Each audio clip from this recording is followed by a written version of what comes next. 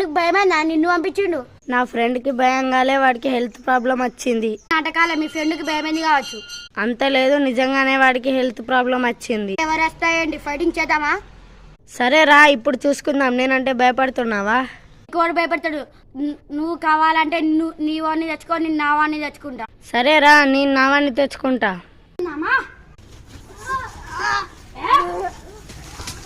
వీడిని విడిచిపెట్టలే.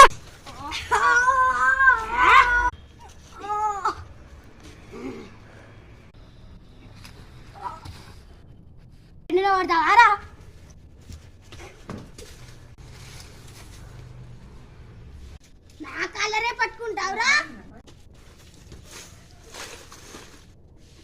పోయారా?